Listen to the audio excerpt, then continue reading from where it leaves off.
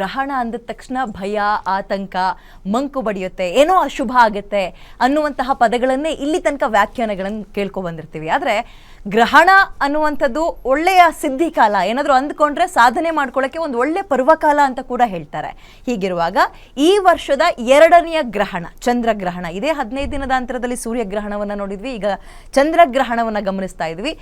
ಸಾಮಾನ್ಯವಾಗಿ ಎಷ್ಟೇ ಗ್ರಹಣಗಳು ಬಂದು ಹೋದರೂ ಕೂಡ ಏನು ಮಾಡಬೇಕು, ಏನು ಬಿಡಬೇಕು, ಏನು ತಿನ್ನಬೇಕು, ಹೇಗಿರಬೇಕು, ಮನೇಲಿ ಪೂಜೆ ಮಾಡಬೇಕಾ, ಯಾವ ರಾಶಿಯವರಿಗೆ ಹೇಗಿರುತ್ತೆ, ಇವೆಲ್ಲವೂ ಕೂಡ ಕುತೂಹಲಗಳು ಮುಂದುವರ್ಕೊಂಡೇ ಬಂದಿದೆ. ಹಾಗಾಗಿ ಸುದೀರ್ಘ ಈ ಕಾರ್ಯಕ್ರಮದಲ್ಲಿ ಗ್ರಹಣ ಅಂದ್ರೇನು, ಈ ಚಂದ್ರಗ್ರಹಣದಿಂದ ಅನಾಹುತಗಳ ಅಥವಾ ಎಲ್ಲವೂ ಕೂಡ ಒಳ್ಳೆಯದಾಗುತ್ತಾ, ಯಾವ ರಾಶಿಯವರು ತುಂಬ ಎಚ್ಚರಿಕೆಯಿಂದಿರಬೇಕು, ಯಾವ ರಾಶಿಯವರು ದಾನ ಧರ್ಮ ಮಾಡೋದ್ರಿಂದ ಅತ್ಯಂತ ಒಳ್ಳೆ ಕಾಲವನ್ನು ಹತ್ತಿರಕ್ಕೆ ತಂದುಕೊಳ್ತಾರೆ, ಇದ್ರ ಬಗ್ಗೆ ನಾವು ಅತ್ಯದ್ಭುತವಾಗಿ ವಿಶ್ಲೇಷಣೆಯೊಂದಿಗೆ ಆ್ಯಂಡ್ ಎಲ್ಲೆಲ್ಲಿ ಹೇಗೆ ದೇವಸ್ಥಾನಗಳು ವಾಪಸ್ ಪುನರ್ ಆರಂಭ ಆಗೋಕ್ಕೆ ಸಿದ್ಧತೆಗಳನ್ನು ನಡೆಸ್ಕೊಳ್ತಾ ಇದೆ, ಇವೆಲ್ಲವನ್ನ ನೋಡ್ತಾ ಹೋಗೋಣ.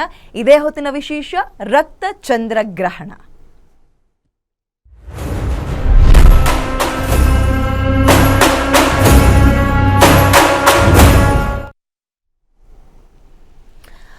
ಈ ಗ್ರಹಣದ ಬಗ್ಗೆ ವಿಶ್ಲೇಷಣೆಯನ್ನ ನೀಡೋದಕ್ಕೆ ನನ್ನ ಜೊತೆ ಗೆಸ್ಟ್ಗಳು ಕೂಡ ಇದ್ದಾರೆ, ಅವ್ರನ್ನ ವೆಲ್ಕಮ್ ಮಾಡ್ಕೊಳ್ತೀನಿ. ಅದಕ್ಕಿಂತ ಮುಂಚೆ ಗ್ರಹಣದ ಸಮಯ ಹೇಗೆ ಆರಂಭ ಆಗಿದೆ, ಈಗ ಆಲ್ರೆಡಿ ಗ್ರಹಣ ಆರಂಭ ಆಗಿದೆ, ನಮಗೆ ಗೋಚರಿಸುವಂತಹ ಕಾಲ ಏನು, ನಮಗೆ ಗೋಚರಿಸುವಂತಹ ಒಂದು ಅಲ್ಪ ಅವಧಿಯಲ್ಲಿ ಅದು ತುಂಬ ಪವರ್ಫುಲ್ಲ, ಏನು ಮಾಡಬೇಕು, ಇದೆಲ್ಲದ್ರ ಬಗ್ಗೆ ನಾವು ಅಪ್ಡೇಟನ್ನು ನೋಡ್ತಾ ಹೋಗೋಣ.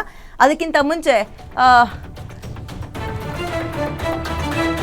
ನಭೋಮಂಡಲದಲ್ಲಿ ವರ್ಷದ ಮೊದಲ ಚಂದ್ರಗ್ರಹಣ ಅಂಡ್ ಈ ವರ್ಷದ 2ನೇ ಗ್ರಹಣ ಅಂತ ಕೂಡ ಕರೀತಾ ಇದ್ದೇನೆ. ಅಮೆರಿಕದಲ್ಲಿ ಈಗ ಕೇತುಗ್ರಸ್ತ ಚಂದ್ರಗ್ರಹಣ ಆರಂಭ ಆಗಿದೆ ಅಮೆರಿಕದಲ್ಲಿ. ಭಾರತದಲ್ಲಿ ಇನ್ನೇನು ಕೆಲವೇ ಕ್ಷಣಗಳಲ್ಲಿ ಈ ಚಂದ್ರಗ್ರಹಣ ಗೋಚರ ಆಗುತ್ತೆ, ಅದು ಕೂಡ ಸ್ವಲ್ಪ ಸಮಯ ಕಾಣುತ್ತೆ ನಮಗೆ ಅಂತಿದ್ದಾರೆ. ಕರ್ನಾಟಕದಲ್ಲಿ 25 ನಿಮಿಷ ಗೋಚರಿಸುತ್ತಂತೆ. ಇದು ಆರಂಭದಲ್ಲಿ 8 ನಿಮಿಷ ಅಂದ್ರು, 20 ನಿಮಿಷ ಅಂದ್ರು, ಈಗ 25 ನಿಮಿಷ ಅಂತಿದ್ದಾರೆ. ಸಂಜೆ 6:30ವರೆಗೂ ಕೂಡ ಬ್ಲಡ್ ಮೂನ್ ರಕ್ತ ಚಂದ್ರಗ್ರಹಣ ಗೋಚರ ಆಗುತ್ತೆ. ಗ್ರಹಣದಿಂದ ಬಿಳಿ ಬಣ್ಣದಲ್ಲಿ ಶ್ವೇತ ಬಣ್ಣದಿಂದ ಕಂಗೊಳಿಸ್ತಾ ಇದ್ದ ಚಂದ್ರ ರಕ್ತವರ್ಣಕ್ಕೆ ತಿರುಗ್ತಾನೆ ಅಂತ. ಸಂಪೂರ್ಣ ಚಂದ್ರಗ್ರಹಣದ ಬಗ್ಗೆ ಈಗ ಕರ್ನಾಟಕ ಸೇರಿದಂತೆ ದಕ್ಷಿಣ ಭಾರತದಲ್ಲಿ ಭಾಗಶಃ ಮಾತ್ರ ಗೋಚರ ಆಗುತ್ತೆ.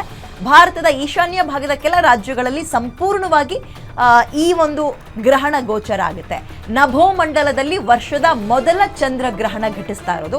ಸಾಮಾನ್ಯವಾಗಿ ನೋಡಿ, ಈ ಗ್ರಹಣಗಳು, ಅದು ಸೂರ್ಯಗ್ರಹಣ ಆಗಲಿ ಚಂದ್ರಗ್ರಹಣ ಆಗಲಿ, ಕೆಲವೊಂದ್ಸಲ ನಮಗೆ ಗೋಚರ ಆಗೋದಿಲ್ಲ, ನಮ್ಮ ದೇಶಕ್ಕೆ ಕಾಣಲ್ಲ ಅಂತಾರೆ. ಆದರೂ ಜ್ಯೋತಿಷಿಗಳಲ್ಲೇ ಒಂದು ವಿಭಿನ್ನವಾದಂತಹ ನಿಲುವಿರುತ್ತೆ.